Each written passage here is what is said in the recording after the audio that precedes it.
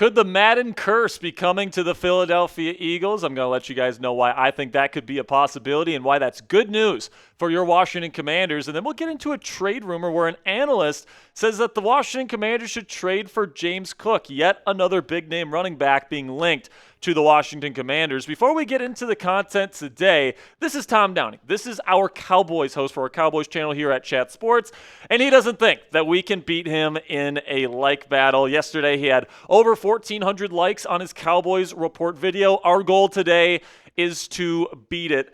And our goal would be, it'd be nice to get to 1,500 likes on today's show. So if you want to represent Commanders Nation, you want to help us beat the Cowboys report today, make sure you click that thumbs up icon and like today's video to kick us off. All right, so let's start with Saquon Barkley, who has officially been named the Madden cover athlete for this year's edition of Madden. Of course, last year, Barkley took over the National Football League.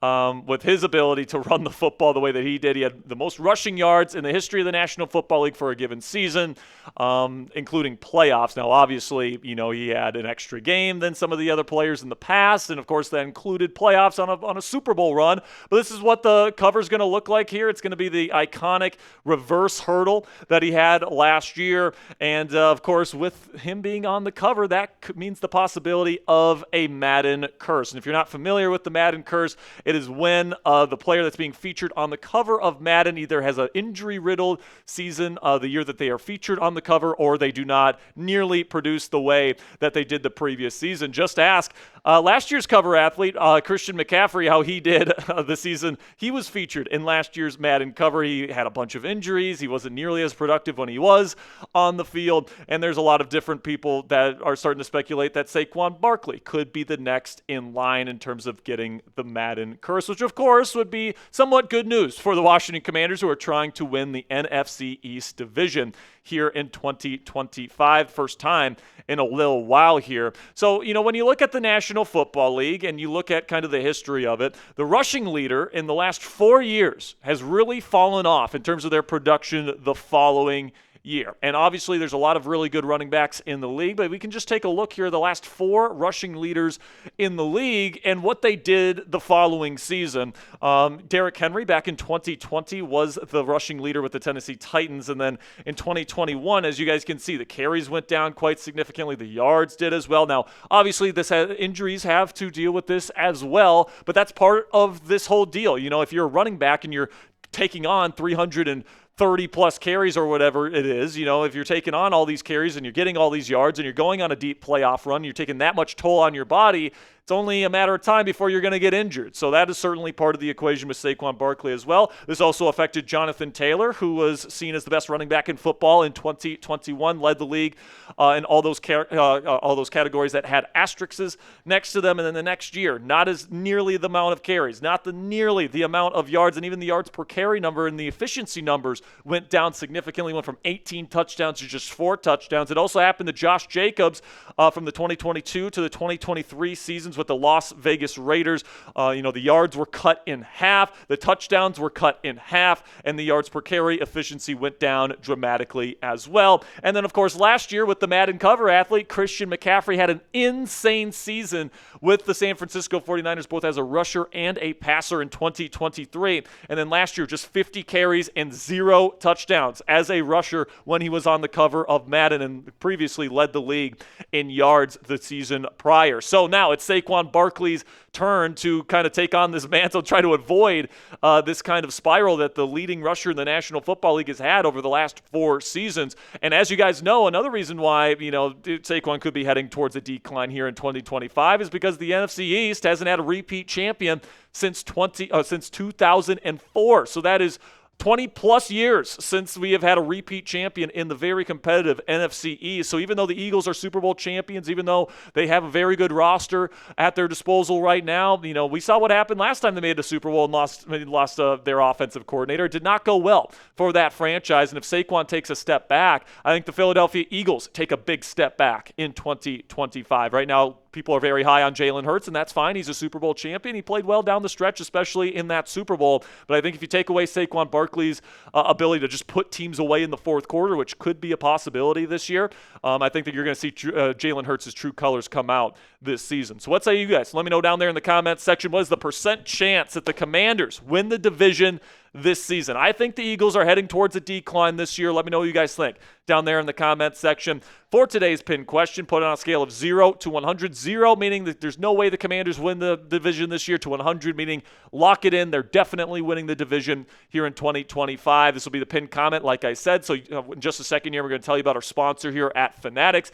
Well, I'm telling you about Fanatics today. Let me know down there in the comment section, what's the percent chance the Commanders win the division? And with that, let's have a word from our sponsor here at Fanatics. And we just talked about the NFC East division and the Commanders' chances of winning it. And if Jayden Daniels has a great sophomore season, it's going to give the Commanders a great chance to do just that. And if you believe Jayden Daniels is the future of this organization and of this franchise, you can go to chatsports.com/Daniels. You click that link and you make a purchase. Fanatics sends us part of the proceeds from your purchase. And if you don't have a Jayden Daniels jersey yet, guys, what are we doing? He's going to be the next quarterback that raises a Lombardi trophy for this organization. Knock on wood. But I truly do believe in this young man. I actually think he has a pretty darn good chance of winning league MVP this year. So if you want to get his jersey right now for a great price, go chatsports.com/Daniels and make it happen today.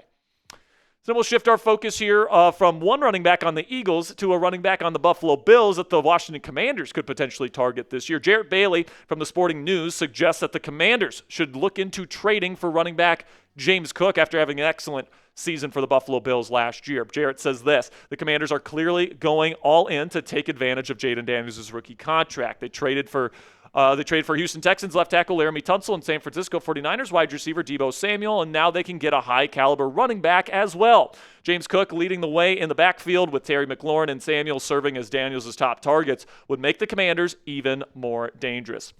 Now, James Cook is a good player, guys. Good young player, too. 25 years old, just under 200 pounds. And, he's rushed for over 1,000 yards in each of the last 2 seasons. He's been a really, really good back for them. He's also a plus receiver out of the backfield on third downs when he's out there.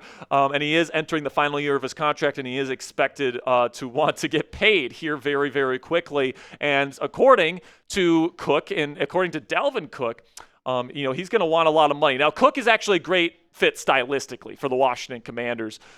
He's somebody that, plays in an offense that's shotgun heavy. The Commanders are very shotgun heavy as well. He's really good catching the ball out of the backfield. That's certainly something that Cliff Kingsbury utilizes in this offense. And, he's very shifty. So I think that he is somebody that could fit this offense very, very well. But it does seem like Washington likes their running backs. They understand that the running back position is a low value position in the first place. And because they got a superstar quarterback in Jayden Daniels, who is pretty much a running back in his own right, this organization understands that they don't need like an elite running back to be able to be a high-flying offense. Just look at the offensive production last year, and it's not like their running backs are bad. Brian Robinson Jr., I think, is a mid-level starting running back. Austin Eckler can give you some juice as your number 2 guy. They do bring in Ja'Cory Krosky-Merritt in the 7th round this year. That can certainly bring some juice as well. Still got Chris Rodriguez Jr., Jeremy McNichols, that proved to be very good depth pieces last year. I think the running back position's in a very good place here in Washington. I think that the Commanders probably agree with me on that. Plus, he's going to be expensive. I'm talking about James Cook here, all right? You talk about Dalvin Cook, his brother, who's been in the league for a very, very long time,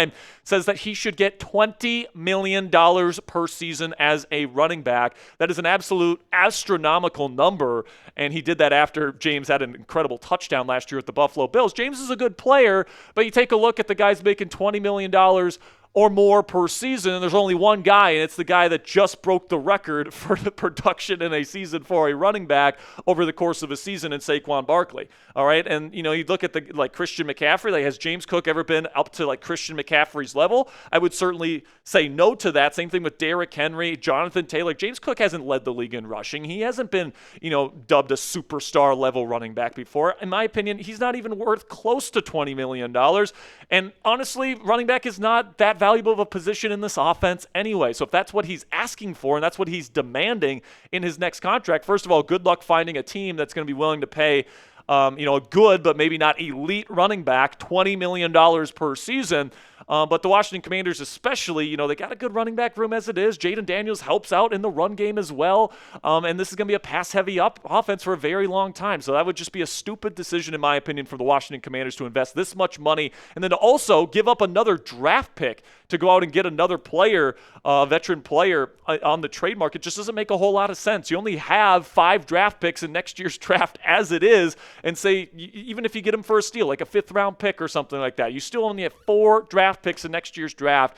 If you go out and get James Cook, and the alternative to that is just ride with the guys you have that are more than good enough, and then if you need to get another running back, just use one of these picks on a running back that doesn't have as much wear and tear as James Cook and doesn't have the money attached to him that James Cook would have if he make this move. So no, I do not think trading for James Cook is a good idea. But let me know what you guys think down there in the comments section. Would you trade for James Cook, like Jarrett Bailey suggests? If so, how high of a draft pick are you willing to go? Okay, they don't have a 2nd and they don't have a 4th-round pick this year, so you have to give up pretty much a 3rd or a 5th to take your pick. Let me know down there in the comments section. That'll be it for today's edition of the Commanders Report. We got more Commanders coverage coming your way later in the week, so make sure you guys click that subscribe button if you haven't already. Until next time, guys, hail to the Commanders.